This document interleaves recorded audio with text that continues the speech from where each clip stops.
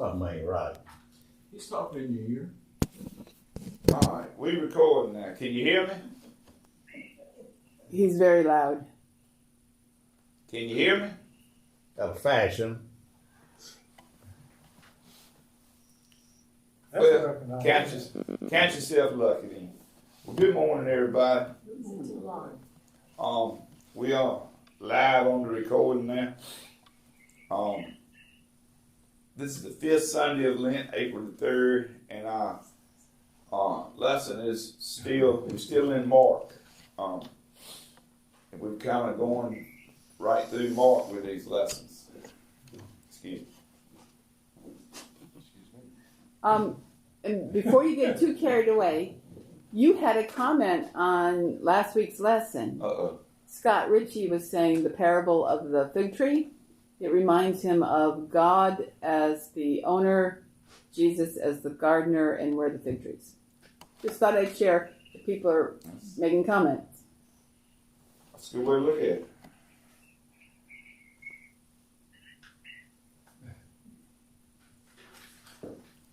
Not working. I miss Scott being here. I hope he'll get back with us. Scott always makes good contributor. yes, incisive comments. It shows that he understands what's going on, often better than I understand. But anyway, you remember last week, Jesus cursed the fig tree, then he cursed the temple, and caused the uproar. And as they're leaving the temple, they're still on the Temple Mount, which is a big hill where the temple is. And a couple of disciples, and you got to realize these disciples, they from like the backside of Rocky Ford. They so far back in the country, they ain't seen nothing. Be So careful now. They seen this You might step on some of those well, toes. I can't say Gilbert, or we got a stoplight named Gilbert. So we're and a Dollar General, so we're a big city. You have a stoplight in Gilbert? Yep. At 39 and Gilbert Road, they put a stoplight. Been down there 2 or 3 years. Oh yeah, I remember going through it. Not when it was red though. I hope not. I don't go that way, so I hadn't run it yet. But you wouldn't be the first one to do that. It was bad when they first put it up because people didn't think about it being there, and they just go right on through. But anyway, one of the disciples says, "Look at this wonderful, beautiful. Look at all this building." Because the temple was fixed up fancy, it's huge stones. And if I understand right, it was gold sheets everywhere on it. And they were talking about how wonderful it was. And Jesus said, ain't gonna be long before it ain't gonna be 2 stones left on top of each other. And so that upset him. And the disciples said, well, how are we gonna know when all this is bad stuff is gonna happen? Can't you tell us what the signs will be? And basically, Jesus tells them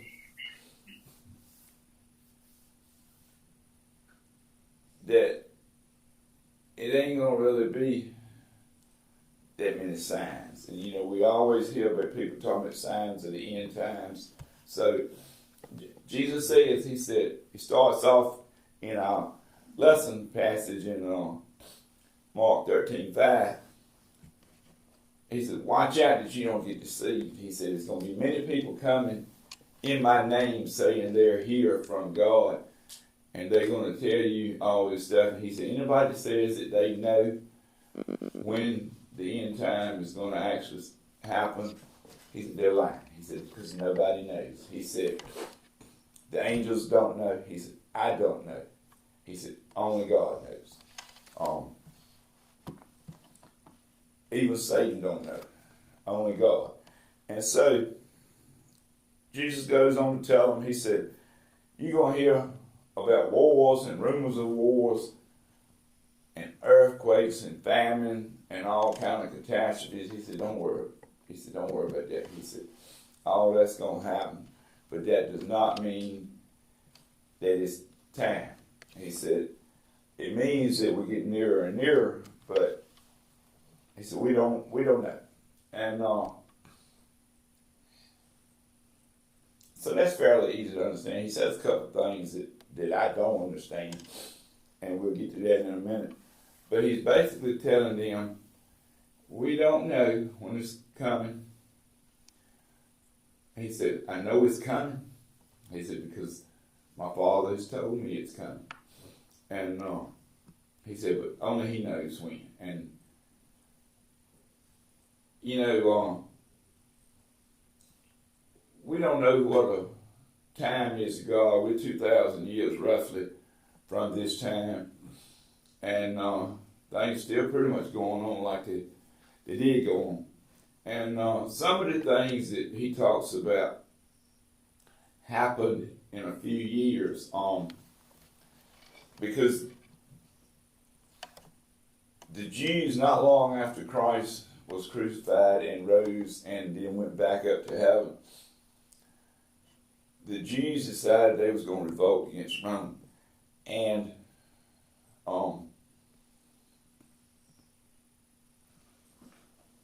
it was some terrible stuff went on during that. And Christ talks about nation against nation, father against son, children against their parents. He said it's going to be all kind of things. And he talks about what Daniel said. He said, when you see the abomination of desolation standing where it has no business standing, he said, then you know we're getting closer. And if you go back and look at Daniel, it talks several times about what that is. And the only thing I can figure out that it means is the temple being desecrated. And I don't know if that's right or not. Some writers, scholars say it is. Some say not. But when the Jews tried to overthrow the Romans, and this is about AD 60, give or take, it was a bunch of militant Jews decided they were going to just take matters into their own hands. And so they made the Romans mad. The Romans came and besieged Jerusalem. And there was a writer who was a Jew. I guess he was a traitor to the Jews. His name was Josephus. And he wrote a bunch of books about the history of the Jews and the history of the wars with Rome. And I say he was a traitor because he was supposed to be like a general, and he was captured a little bit too easily, according to the story. And then instead of being killed like most of them be, he became a friend of the Romans. And he wrote this history, and it kind of leans toward the Roman side. So a lot of the Jews think he was a traitor. And anyway, he wrote in detail about the Romans besieging Jerusalem along around AD 60.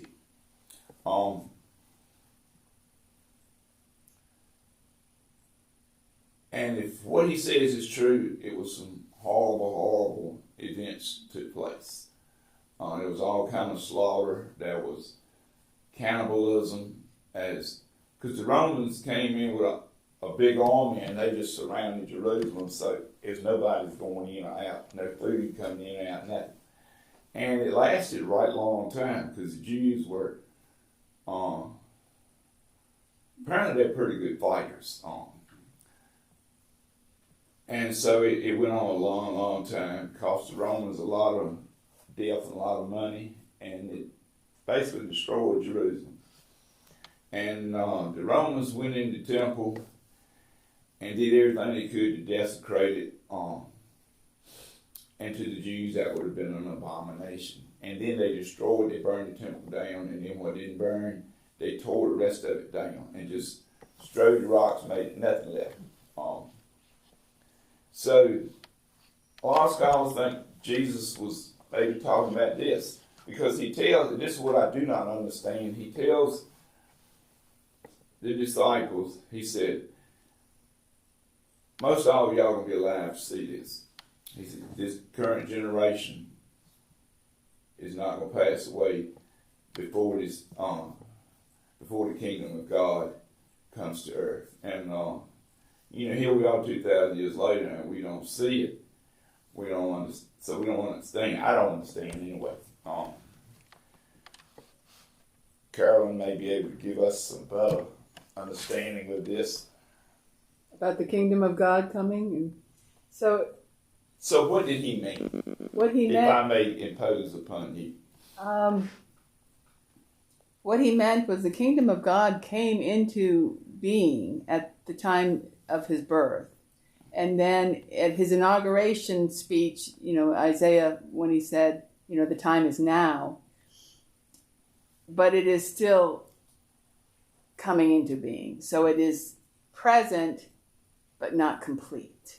Okay.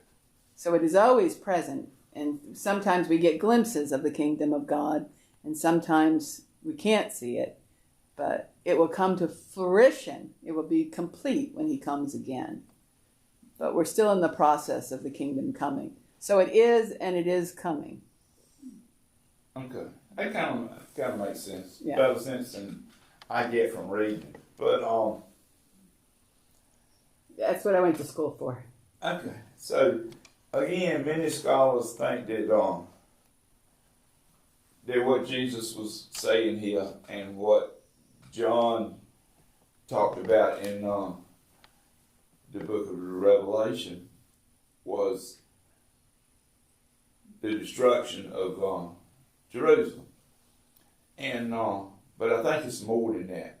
And there's more to this passage that I haven't talked about yet. I'm fixing to start that I think is the main point of it. Jesus said again, nobody knows what day or hour that I'm coming back. He said, only God knows that. He said, I don't know. He said, but what you need to do is be like the man who owns a house and him and his family leave and go somewhere for a while, don't know when they're coming back. They tell all the servants and the doorkeeper and everybody, we don't know when we're coming back. You don't know when we're coming back, but just be ready. Make sure everything's in good shape. And don't be asleep on the job when we do come back. And he tells that parable. And he speaks plainly after that and says, what I mean is, stay awake, stay alert. You don't know when it's coming, but be ready. And what I think that means, and I'm pretty sure what that means, is we don't know what day that Christ will return, but we do know when he returns. We believe when he returns that that's going to kind of be a judgment day for everybody. So the point, I think, is to live every day as one of Christ's followers and to always to stay vigilant. Don't think, I got time. I'm gonna be real mean, bad for a while, and then I always get time to make it straight before it's too late. Christ says you need to always be ready. So we should live every day as though Christ were here leading us all the time. And we were his workers. That's, I think, is the point of the story, and that's, to me, pretty easy to understand. We Methodists don't spend a lot of time worrying about the end times. Some denominations, that's all they talk about. We kind of believe in just letting it be in God's hands. And if it's in God's hands, we don't need to worry about it. We just need to do what we're supposed to do. And that's, I think, what all this is saying is just be ready. Just live like you know you should live if you say you're a follower of Christ. love God, love your neighbor. Don't be selfish. Don't commit sins any more than you can help.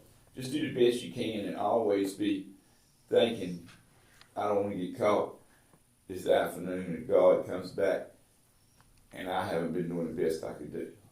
I think that's simply what it means to us. And I said before that Satan don't know when this is happening either, but he knows it's coming, so he's working double, triple, overtime. I hate thinking what his payroll must be for all his helpers, but he heard that. It must be tremendous. Must be tremendous because they're working hard. But, and that's part of why we got to stay alert, because it's so easy to slip into sin. And, Satan is working hard because he knows his time is limited. He's got more faith than some of us, I think, sometimes, because he knows what's coming. He don't know when we're able to. He's making hay while the sun shines, to use the old trite expression. So we need to be making hay while the sun shines. Mm-hmm. But at the same time, we don't need to spend any time worrying about when all this is going to happen.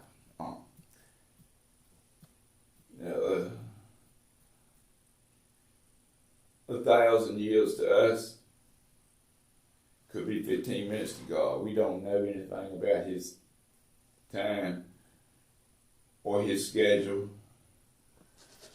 We don't know a lot about his plans, other than his plan is to finish what he started at the creation and make his creation perfect.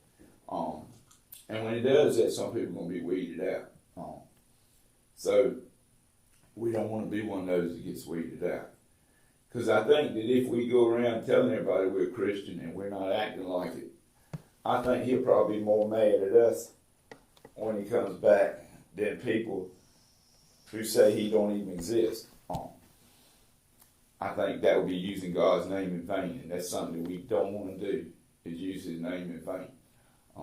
But again, anybody that comes along and says they know all this and they know exactly what signs are going to mean this and that, Christ says they're lying because they don't know. So,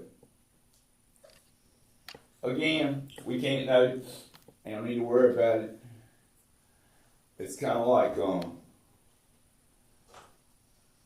when the summer's over and cold weather's coming. Well, you don't need to worry about it really, because you know it's coming.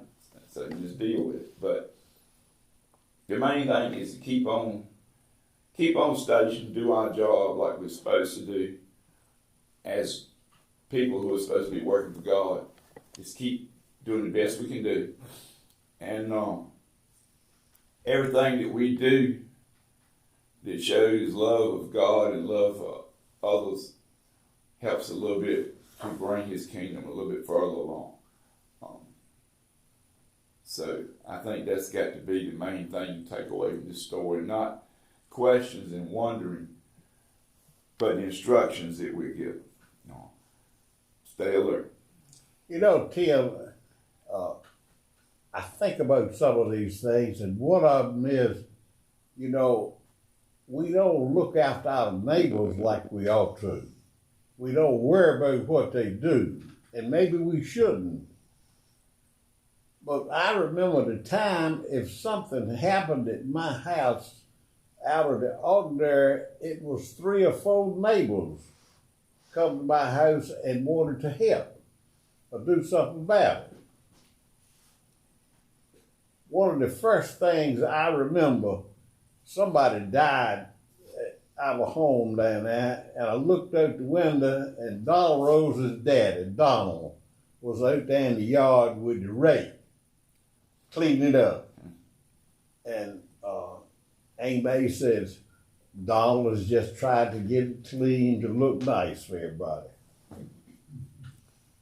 But ain't nobody cleaned my yard in a long time.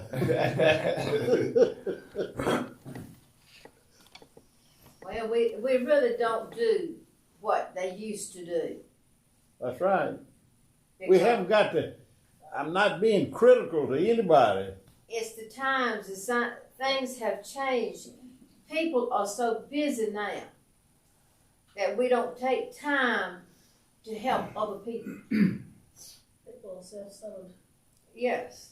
Yeah, we're kind of forced to be somewhat self-centered to get by in the world. Well, I tell you, people But- were mighty nice to this fellow right here while I was in the hospital. They sure were. But you Well, know, there's a few exceptions Yeah. to the rule. we Well, don't don't, even, don't try to come clean up my house, because that's impossible. for the most part, we don't even know our neighbors anymore. We don't. Except some of them. It's people so mobile, moving In and out, in and out, back and forth. And so many of the families that have been in this area are getting old. A lot of their children has left to go somewhere else. And people have come in as farms were broke up and sold. And you don't know your neighbors a lot of times. Our class is small, but 5 of you come to see me.